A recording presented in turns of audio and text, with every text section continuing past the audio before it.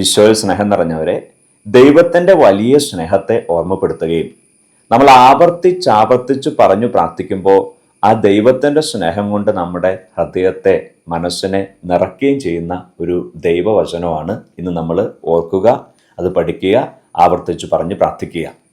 വചനം യെശയ്യാ പ്രവാചകന്റെ പുസ്തകം 54-ാം അധ്യായം 10-ാം വാക്യം. നിന്നോട് കരുണയുള്ള കർത്താവ് അരുളി ചെയ്യുന്നു, മലകൾ അകന്നു പോയേക്കാം, കുന്നുകൾ മാറ്റപ്പെട്ടേക്കാം, എന്നാൽ എൻ്റെ അചഞ്ചലമായ സ്നേഹം നിന്നെ പിരിയുകയില്ല, എൻ്റെ സമാധാന ഉടമ്പടിക്ക് മാറ്റം വരികയുമില്ല. ഈശോ സ്നേഹം നിറഞ്ഞവരെ, ഈ ദൈവത്തിൻ്റെ വചനം പറയുകയാണ്, എന്തൊക്കെ സംഭവിച്ചാലും മല അകന്നു പോവുക എന്ന് പറയുന്നത് എളുപ്പമുള്ള കാര്യമല്ല, കുന്നുകൾ മാറ്റപ്പെടുക എന്ന് പറയുന്നത് അതും എളുപ്പമുള്ള കാര്യമല്ല. പക്ഷെ അത് സംഭവിച്ചാൽ പോലും ദൈവത്തിൻ്റെ വചനം പറയുക, ദൈവത്തിൻ്റെ സ്നേഹം നമ്മെ വിട്ടുപോകില്ല. അവിടുത്തെ ഉടമ്പടി എന്ന് പറഞ്ഞാൽ അവിടുത്തോട് ചേർന്ന് നിന്ന, അവിടുത്തെ ഹിതത്തിനനുസരിച്ച് ജീവിച്ച നമ്മുടെ ജീവിതത്തിൽ സ്വർഗീയ സൗഭാഗ്യം നൽകുന്നുള്ള ഉടമ്പടി, വാഗ്ദാനം, അതിനൊരു മാറ്റം ഉണ്ടാവില്ലെന്ന് ദൈവത്തിൻ്റെ വചനം പറയാം. വചനത്തിൽ വിശ്വസിക്കാം, ഇത് ആവർത്തിച്ച് പറഞ്ഞ് പ്രാർത്ഥിക്കാം.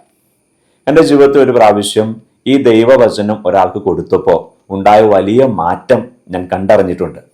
ഒരു കുട്ടി, ആ കുട്ടി അപ്പൻ അമ്മ എന്നെ സ്നേഹിക്കുന്നില്ല, എന്നേക്കാൾ ഉപരിയായിട്ട് എൻ്റെ അനിയത്തിയാണ് സ്നേഹിക്കുന്നത് എന്ന ഒരു ഫീലിംഗ് അത് ആ കൊച്ചിൻ്റെ മനസ്സിൽ ചെറുകാലം മുതലുണ്ടായി. അതൊരു ആന്തരിക മുറിവെന്നവണ്ണമായി. അത് അവളുടെ സ്വഭാവത്തിൽ വൈകല്യമായിട്ട് മാറി. അവളുടെ ബന്ധങ്ങളിലൊക്കെ ഏറെ അസ്വസ്ഥതയായി. അങ്ങനെ അവസാനം അവളുടെ ടീച്ചേഴ്സാണ് പ്രാർത്ഥിക്കാനായി ഈ പെൺകുട്ടിയെ കൊണ്ടുവരിക. നിസ്സാര കാര്യങ്ങൾക്ക് വേണ്ടി ബഹളം വയ്ക്കും, അസ്വസ്ഥയുണ്ടാകും, കുട്ടികളെ ഉപദ്രവിക്കും, പല പ്രാവശ്യം തല്ലി ശാസിച്ചു, മാതാക്കന്മാരെ വിളിച്ചു വരുത്തി, അവർ ശാസിച്ചു, ശിക്ഷിച്ചു. പക്ഷേ ഒരു മാറ്റവും ഇല്ല. അവസാനം ഈ ദൈവത്തിൻ്റെ വചനം ആ പെങ്കൊച്ചിന് പറഞ്ഞു കൊടുത്തു. ഈ വചനം പറഞ്ഞിട്ട് ഇങ്ങനെ പ്രാർത്ഥിക്കാൻ പറഞ്ഞു, ആരൊക്കെ എന്നെ ഉപേക്ഷിച്ചാലും, അപ്പനും അമ്മയും എന്നെ സ്നേഹിച്ചില്ലെങ്കിലും എന്നെ സ്നേഹിക്കുന്ന ഒരു ദൈവമുണ്ട്, എൻ്റെ ഈശോ എന്നെ സ്നേഹിക്കുന്നു. വചനം ഓരോ പ്രാവശ്യവും പറഞ്ഞിട്ട് ഈ ദൈവവചനത്തെ ഞാൻ വിശ്വസിക്കുന്നു, എൻ്റെ ഈശോ ഒരിക്കലും വിട്ടുപരിയാത്ത വണ്ണം എന്നെ സ്നേഹിക്കുന്നു, എൻ്റെ ഈശോയ്ക്ക് എന്നോടുള്ള സ്നേഹത്തിന് കുറവുണ്ടാവില്ല. ഇതിങ്ങനെ ആവർത്തിച്ച് പറഞ്ഞ് പ്രാർത്ഥിക്കാൻ പറഞ്ഞു. പ്രിയപ്പെട്ടവരെ, മാറ്റം എന്താണെന്നറിയോ? 2-3 മാസങ്ങൾ കഴിഞ്ഞപ്പോഴേക്കും ഈ പെൺകുട്ടിയുടെ സ്വഭാവത്തിൽ തന്നെ വലിയ മാറ്റം ഉണ്ടായി.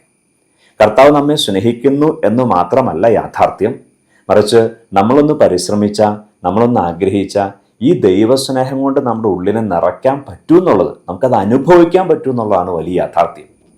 ഈശോ നമ്മെ സമർത്ഥമായിട്ട് അനുഗ്രഹിക്കട്ടെ.